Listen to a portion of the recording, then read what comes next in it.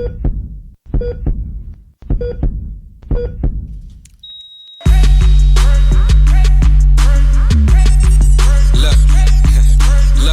game time, get in line for the post report. They provide everything that's live when it comes to sports. I listen to them when I ride or when on my porch. Feeling like I'm looking from inside, chilling on the court. Marco got the stats, the jokers speak the facts. They always speak the truth and bring the proof to be exact. They don't meet up just to chat, when they meet up it's a rap. Man, they speak on every piece and every week they bring it back. Any team or any topic, best believe them people got it. They just like a referee. If they see it, they gon' call it. So when others do the most, I listen to the Post. The only place for sure I really know to get results is the Post Report. Yeah, that's that fire right there. Man.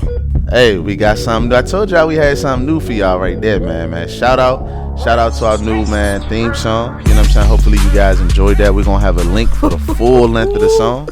Man, that thing fire. Super hot fire. Man, I can't wait. Dylan. Hey, shout out to my man AWOL Ant, man. He came through and blessed us with the intro. We loved it, man. Yeah, that's just special shout out to AWOL Ant, man. Make sure y'all follow him on Twitter and Instagram too, man. AWOL Ant, we got you, man. Good looks on that lookout. We love the song. Hopefully the viewers love it as much as we do. It's impossible for them to love it as much as we do, because once you name drop on a track, we all facts. So yeah, shout out to that, man. Hopefully you guys like that, man. But that's only a small snippet of something new that we got for this episode right here, man. So I hope you guys are paying attention. Welcome to the Pulse Report, episode 8. I'm your host Marco, and I'm your co-host, the Joker One. And man, we just want to thank each and every person that's been supporting the podcast thus far. Again, shout out to AWOL Ant for that fire intro. Something new for you guys. But that's not the only thing that we got new for you guys. We starting off this episode with nothing but new content for you guys. So also, not only do we have a new theme song, but if you've been watching and following the podcast, pay attention. Go look on Twitter, go look on Instagram. Hey, even if you're listening on YouTube, look at your screen. What do you notice? That's right. We got a new logo, ladies and gentlemen. New. Absolutely. Shout out to my man DeAndre Thompson, who was a special guest on our 4th of July episode. Again, I told you guys, man, we was going to be working with him on something new. You guys need to hit him up for all your brand development, logo creation and everything, man. That's Ignite Creative. So you're going to find all of that in the link in the description box. So you guys, shout out to DeAndre, man, and I hope you guys like that new logo, man. Josh, you like that new logo? Man, I'm loving the new logo. I can't wait to put on the t-shirt, get posters made, man. I'm just loving everything new we got going on right now. We taking it to the next level, Marco. I'm just loving everything right now. Absolutely. So guess what, guys? We will be having merchandise available. We will have some giveaways for some t-shirts, some all types of merchandise for you guys. So be on the lookout for that, man. Like I said, we got something special up our sleeve each and every week. And we coming, man. We coming for the crown on this podcast thing. So you guys be on the lookout for that, man. Go get your merch when it's available. We'll have links available. But y'all thought that was it, right? We got something else. Hey, Josh, hit them with something new, man. Tell them what else we got going on, man. Man, TPR definitely got something new going on. We got a fight party coming up August 26th when McGregor fights Floyd Mayweather. Now, we're going to have 5 winners win a chance to come to a discreet location and kick it with us at TPR for our first live show. You heard it here first, our first live show. The 5 winners will also be able to bring a +1. With that, they will get food, drinks, and free merchandise once they get to the location. So like I said, TPR is taking it to a whole nother level. So we're giving 5 people the opportunity to come kick it with us for our live show as we take this thing to another level, man. Man, listen, we live, y'all. We live, we indirect, man. Baby. We out here. We taking it to the next level for sure. But listen, man, y'all make sure y'all tune in again to every episode, man. We're going to be dropping details on our social media websites as to how to win in those competitions to win at the fight party. But again, we throwing a fight party. It's McGregor versus Mayweather. The 2 son of a guns who out here fighting for one title. But I'm telling you right now, if y'all don't know, y'all don't want to miss this, man. A fight party with a live podcast, man. You might have a chance to be featured on the podcast. You feel what I'm saying? So y'all make sure y'all definitely enter the contest. Like I said, we giving away free merchandise, a free admission to a fight party, and a good time. You know what I'm saying? Get to meet and greet us, man. Like I said, man, and get to know us on another level. So definitely be looking out for that, man. Fight party. Come on, man. Food, drinks, people, fight, man, it don't get no better than that. You know what I'm saying? Come hang with us, man, at a nice, fun, friendly environment, and we're gonna have it up, man. We're gonna have it lit. We're gonna turn it up. So you know what I'm saying? Make sure y'all out here rocking with TPR, man. Let's do it, man. I can't wait. So speaking of fights, man, let's go ahead and get into the episode. Speaking of fights, I gotta calm down, man. I'm still excited from all that heat we just dropped. Speaking of fights, man, Adrian Broner versus Mikey Garcia. Now, I was rooting for Broner in a sense. Now, I wasn't rooting for Broner to win, but I was rooting for Broner to have a performance that at least give us something to talk about as far as his legacy that he's building. But correct me if I'm wrong, and excuse my French, Mikey Garcia beat Adrian Broner ass. Mollywopped. Like, I don't get it, man. Like, how is it that Adrian Broner talks all this trash? He's supposed to be the next prodigy. He's supposed to be, the next Floyd Mayweather. And even though we know that was over 2 fights ago when he lost to Maidana and Sean Porter. Shout out to Maidana and Sean Porter. Broner, swerving down. He was on his A game. He was focused. He want to be in a club. He want to throw money. He claimed he about billions. But it seems like AB stands for about butt whoopings. You know what I'm saying? Because he just can't stop getting whooped in the ring. You know what I'm saying? And Mikey Garcia schooled him for 12 rounds in a unanimous decision. And honestly, the scores was a little closer than I was expecting, because through the first 10 rounds, I felt like, I maybe can give Adrian Broner a round or 2. Maybe. But, when the scores came out, it seemed like they gave him 4 to 5 rounds. But what do you think about the fight, man? Man, I'm with you. I'm watching the fight, and it's like you're waiting for Adrian Broner to take that next step. I mean, we all know he has talent. He's not a bum, but we're waiting for him to become that supreme fighter, and he's just it's like he's not getting better at his craft. It's like he already reached his peak. He went out there and got, like you said, Garcia just schooled him. It was like he almost underestimated him. He wasn't throwing any punches. He just seemed like he was out of it. Garcia came in there through, I believe, about 700 punches to his 400. I mean, he almost doubled his punches. Garcia came out there to win. He knew he wanted to stay undefeated, and beating Broner was just another stepping stone for him to show how good he really is. So, I mean, for Broner, absolutely. With AB, he talk all this trash, and after it was over, he's still saying, I'm about this money, I'm going to do this. And it's like, bro, we don't care that you getting money. It's not about the money. How good a professional are you? How good of a boxer are you? I mean, don't get me wrong. I believe he got 4 different belts in 4 different classes. So, like I said, he's not a bum, but we're still waiting for him to get to that elite level. And I don't think he's going to get there, because I don't think he takes his craft serious. He'd rather be in a strip club, throwing the money, trying to beat a Floyd Mayweather. But guess what? Floyd Mayweather is unblemished, undefeated. That's why he's the $100 million man. Something that you're trying to be, about billions. You're never going to get there taking losses to Garcia like you did yesterday. So I agree with you 100%. And there's definitely no knock on Mikey Garcia, man. We know that Michael Garcia is one of the best in his weight divisions as well. One of the biggest names out, in boxing as far as professionalism and, a reflection of that in their record. But the thing about me that gets me with Adrian Broner, man, is Adrian Broner has all the talent in the world. The crazy thing is, Adrian Broner, his fighting style, it's not like he goes in there and he has an awkward fighting style. It's like you said, you kind of waiting for him to kind of, get into his bag, and it seems like it takes him until the late rounds. Like, you see Adrian Broner in the 11th round of that fight, and and small parts of the 10th round, and you be like, okay, where was this the first 9 rounds? You know what I'm saying? Like, Adrian Broner kind of goes into a fight, and he plays a lot of defense. And, a lot of times Mikey Garcia will swing and connect with a punch. And, Adrian Broner shake his head like, yeah, that was nothing. Bring it on. But what Adrian Broner forgets is those are points scored, with the judges.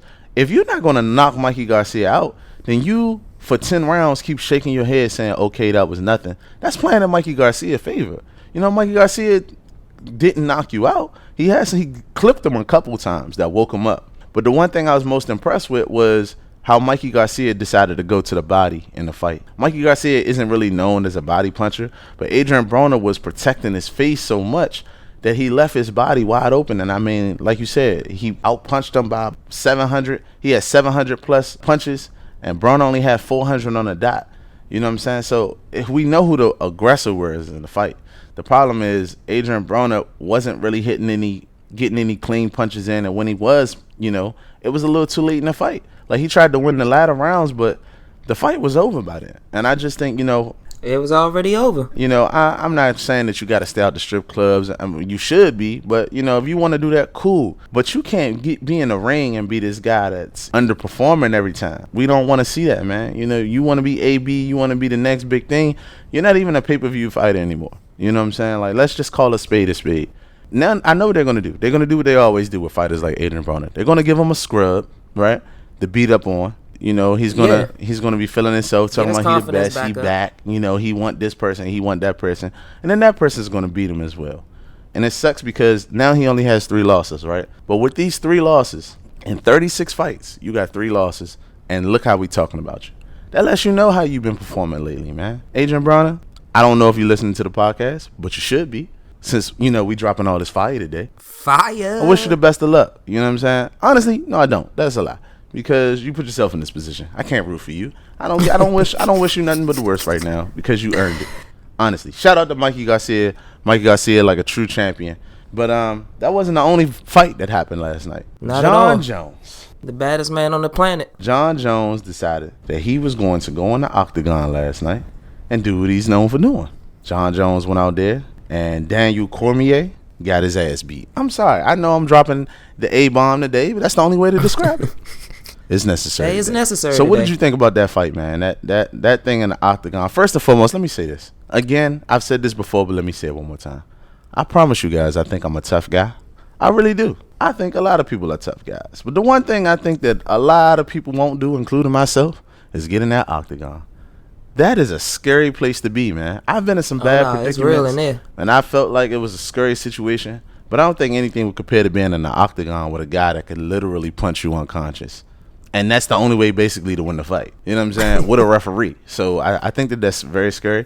But it's not about me. It's about John Jones. So John Jones, Josh, what did you think about that fight, man? I'm just glad that John Jones got in the ring and just pretty much continued on with what he did before he got into the cocaine business, him doing cocaine off the, outside of the octagon and messing up his career. But this thing with him and Cormier has been a long time coming. The trash talking, the back and forth, the Cormier's getting the title only because John Jones out of the octagon situations gave Cormier the belt. But like I said, John Jones came in last night and put on one hell of a performance. Like you said, he kicked Cormier's ass, and he told Brock Lesnar if he want his ass beat too, come and get some. I mean, the way he destroyed Cormier, I think he ready for Brock Lesnar sooner than later. We ain't gotta wait too long for that fight to happen. So I'm proud of John Jones for him cleaning up his act. He clearly showed maturity after the fight. He gave Cormier his props, told him it was nothing to look down to. Him just being a good opponent. Cause I saw he was crying. A grown man cry. He didn't even wait till he got to the car. He cried in the octagon, Marco. He didn't even wait to get to the car. He just did it right there, and it was just like, dang.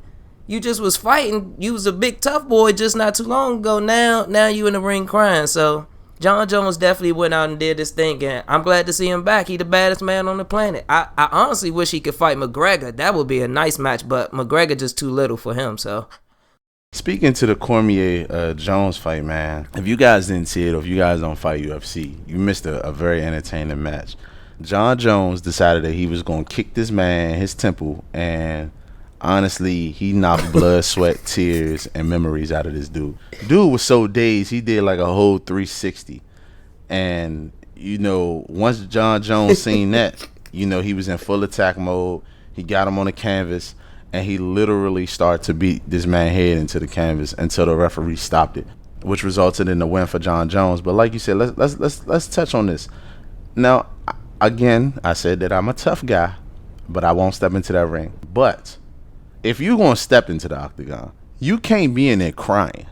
Like, literally. Like, the man was huffing and puffing and crying. We're talking about a guy that will probably beat majority of the guys on the street these days. You know what I'm saying? Was in the octagon crying. To the point where John Jones had to go over there and get that man a hug. Like, he really needed a hug. John Jones, man. Like, he really needed some assistance. I ain't never seen a grown man cry in such a sport. He didn't even want to give John Jones a congratulations. Like, just, thanks for the fight. Thanks for the opportunity. We did our thing out there. He didn't even want nothing to do with that. Like I said, he just ran to his corner and just started boo-hooing. Like, life was over. Life is over. Cormier, once you cry on camera, I remember they said, facts. they asked him, they was like, is the rivalry over between you two? He was like, I guess if he won both of the fights, there is no rivalry. I mean, I felt so sad for that man when he said that. I couldn't do that. That's how he sounded, Josh? That's how he sounded? I just died. That's exactly how. If he won both matches, I guess there is no rivalry. I was when you was crying younger laughing, and you got that good ass whipping What? from your parents. That's what Cormier got a good ass whipping from John Jones, and he had to talk like that, man. That's a fact. That's a fact.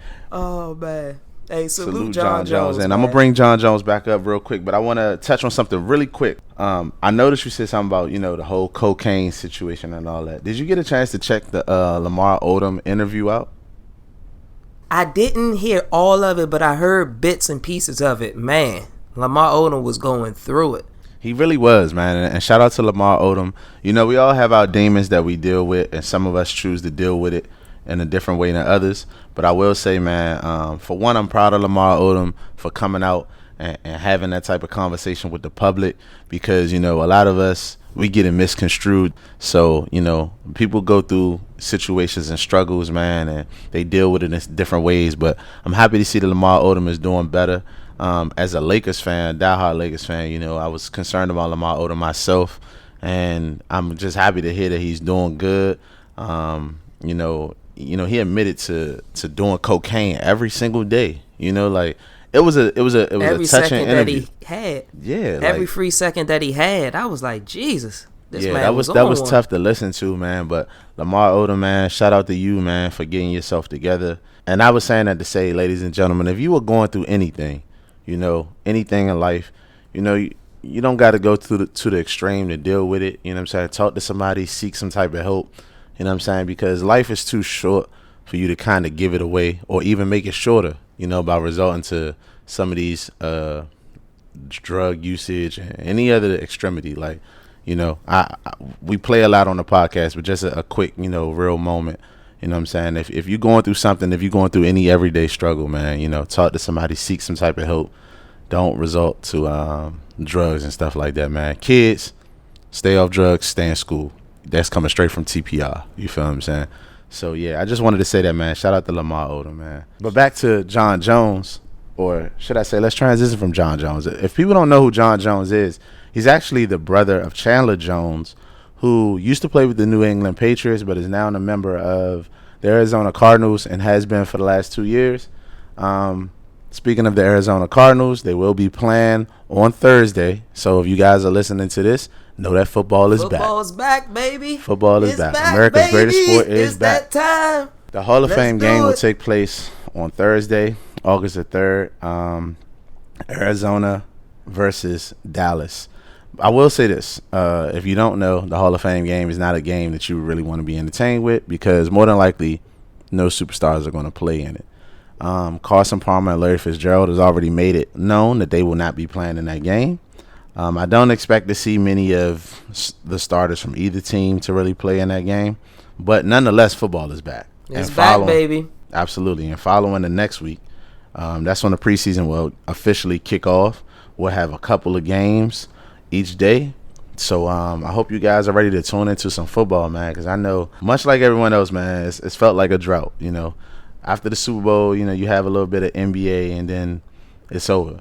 So we back, baby. Football is back, man. Anybody you looking out for, man, in this preseason, like players that may be making roster spots or any surprise players you thinking about, man, this preseason?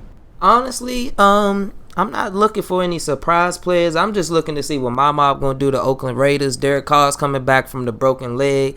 Beast Mode's coming back from out of retirement. We're trying to make a run in this AFC. I know it's looking impossible right now because I'm not going to lie, the New England Patriots look good as they do every year with Tom Brady and Bill Belichick at the helm.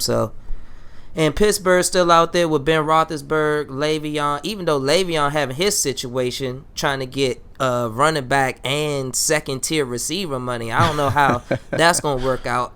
Even though I think he is the best back in the league, he deserves to get paid, but you know how they value the running backs nowadays, so these are facts. It's a lot of interesting things going on. Then you got the Cowboys dealing with Zeke. How many games is he gonna get suspended? Is he not gonna get suspended?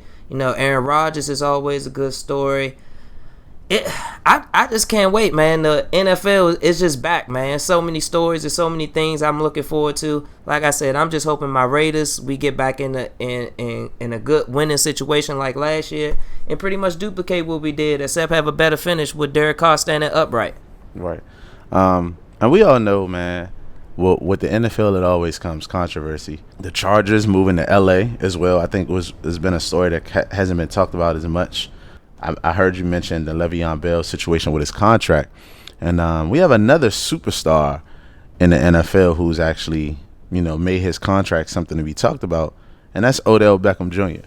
Now, don't get me wrong, man. Odell Beckham is as advertised. I think he's definitely, it's hard to put him in a true ranking. I would say maybe the third best wide receiver in the NFL, behind Julio Jones and Antonio Brown, in my personal opinion. Again, nobody stone me. That's my personal opinion. I think Julio Jones being the best wide receiver should be something that everyone says.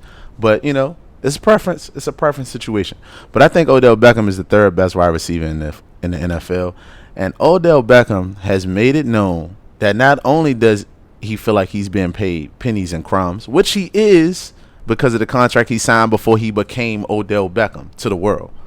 But Odell Beckham not only thinks that he should have this crazy max contract, but he feels like he should be the highest paid player in the NFL. How do you feel about that? Come on, Odell. Now, you're not going to be the highest paid player in the NFL, but he definitely deserves to have, top tier receiver money. Now, he's not better than Julio Jones or Antonio Brown, so you can't even declare that you're the best receiver. So if they don't want to give you best receiver numbers, as long as they give you the numbers in the ballpark, he should be happy. But him making 25 million, that's just not going to happen, Odell. I guess you could just shoot for the stars and land on the moon, somewhere on a cloud, anywhere. So it's actually shoot for the moon and land amongst the stars. But I mean, look, I'm not here to correct you. Man, my bad. I had it backwards. Long night. Long night. You know what I mean? It'd be like that. But nah, I agree with you, man. I definitely agree with you. Odell, listen, you were on my fantasy football team last year, so I feel you, Holmes.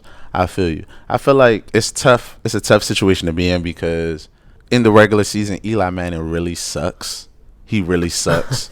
So even though Odell has the numbers to back it up, his numbers could be much better if Eli Manning wouldn't make the elementary, mistakes that he makes week in and week out. But I don't think Odell deserves all of this money that he's asking for because, Odell is an attention whore. Excuse my language. I'm sorry, Odell, but that's what you are. Odell, if you aren't listening to the podcast, he a diva. You should be. But a diva. Yeah, you're a diva in the league, man, and you draw so much unwanted attention towards you that you're asking for all of this crazy money. And don't get me wrong, your talent, astronomical, out of this world.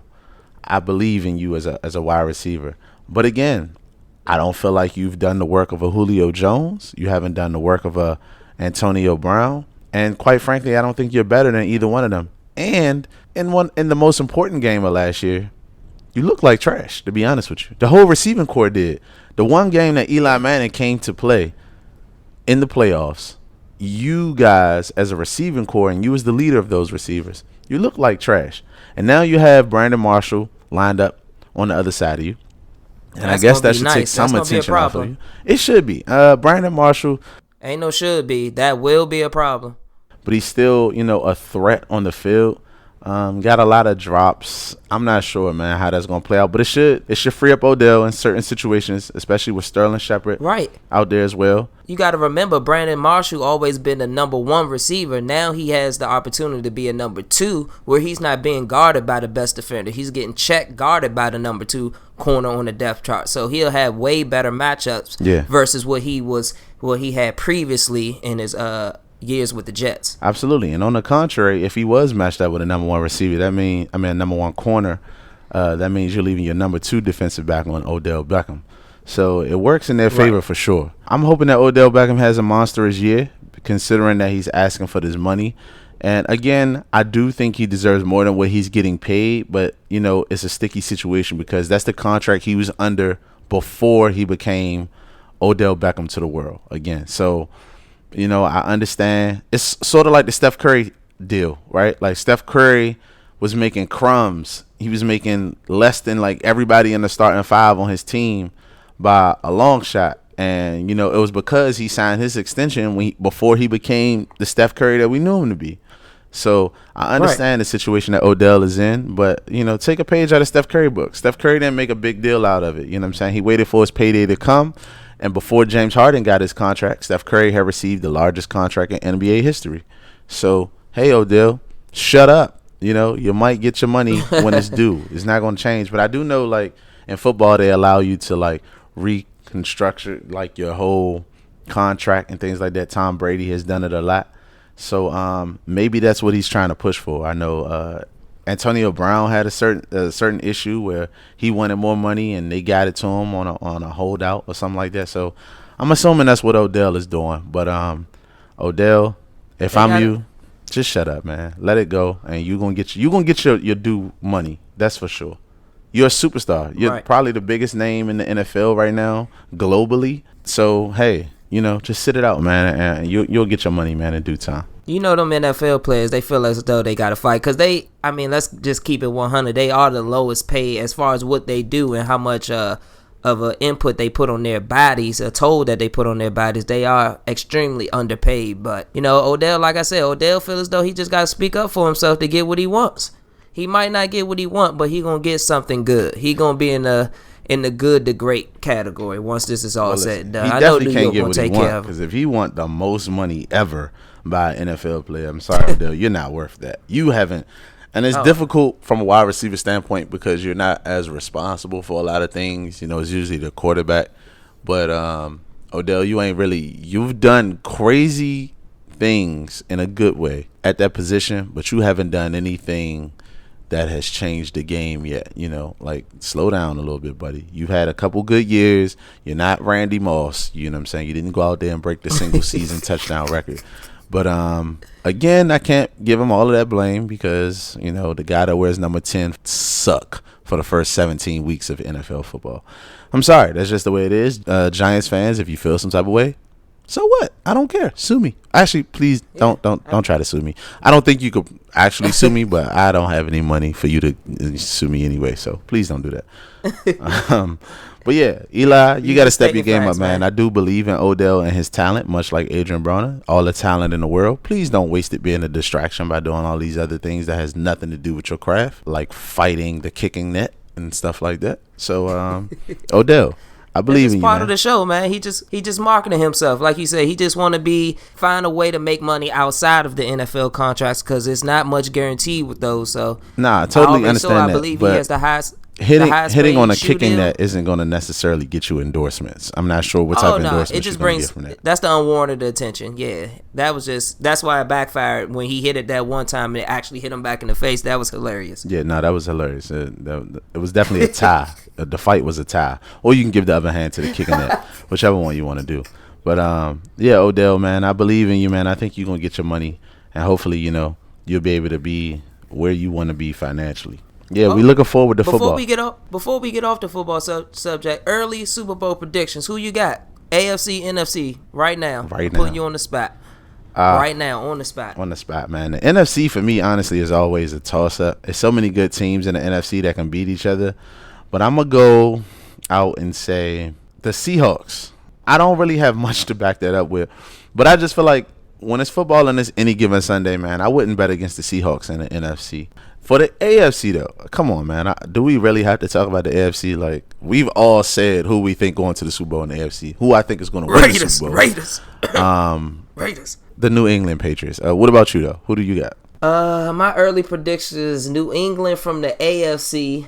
And the NFC, honestly, I think Aaron Rodgers gets back to the dance. And it's going to be Aaron Rodgers dethroning Tom Brady. Man, listen. That's how Tom Brady's going to fade out. You know how you have certain people around you that make you dislike certain players? You respect the world of them, right? Like, I have nothing but the utmost respect for Aaron Rodgers. But I have a brother by the name of Delando. Shout out to Delando Clowney, man. Delando, shout out to you. Who thinks, Aaron Rodgers is the best thing since oxygen. And he's a Green Bay Packers fan. Diehard Green Bay Packers fan. Shout out to the Packers. But Can you be mad at him? I can't, but in the same breath, he makes Aaron Rodgers seem like he's Jesus with a football, and it will turn you off from liking the player. Like, I have nothing but the utmost respect for Aaron Rodgers. I think he gonna turn the corner, man. I think they gonna figure a way. They gonna figure out a way to get him back in the Super Bowl. It's just the defenses that he had over the past couple years. My goodness, it's me and you playing corner. I think both our mothers playing safety. I mean, he just out there working with nothing. Facts. It's just terrible out there. He putting up 35 points and the other team still putting up 40. It's ridiculous what this man has to go through. So that's a fact. I think they finally get it together, though. We'll see you guys next week, man. I hope you enjoyed this episode. We definitely gonna wrap it up. Josh, tell everybody where they can follow us at, man, to keep following this heat that we dropping every week, man. Tell them where they can follow us at. Most definitely where y'all can follow this fire. On Twitter and Instagram, YouTube and SoundCloud, you can follow us at The Pulse Report. And if you want to shout us an email, you might want to take this email down if you want to be a winner to come participate in the TPR fight party, McGregor versus Floyd Mayweather. That's at thepulsereportsubmit@gmail.com. And for my guy AWOL Ant that made the intro video, he has an Instagram, AWOL_Ant. His YouTube is AWOL Audio, and his SoundCloud, where you can download his mixtapes, is AWOL-Ant. Like I said, that's my man Ant. He laid down that fire that y'all heard, and keep supporting the podcast, man. We really appreciate it. We got things, we got a lot more things coming up, man. Stay tuned. Absolutely, and man. Again, shout out to DeAndre Thompson of Ignite Creative, who created the logo for us, man. We got some things coming up. Y'all will be able to find all of these, all of their Twitter handles and social media handles in the description box. So you guys just make sure you tune into that if you guys want to do some business with those guys. Two guys that's out here making moves, man, and trying to, turn a corner and be the next great thing in their respective crafts. But again, like I said, we're gonna wrap it up, man. So we'll see you guys next week. TPR, we out. We out here. Any team or any topic, best believe them people got it. They just like a referee. If they see it, they gon' call it. So when others do the most, I listen to the Pulse. The only place for sure I really know to get results is the Pulse Report.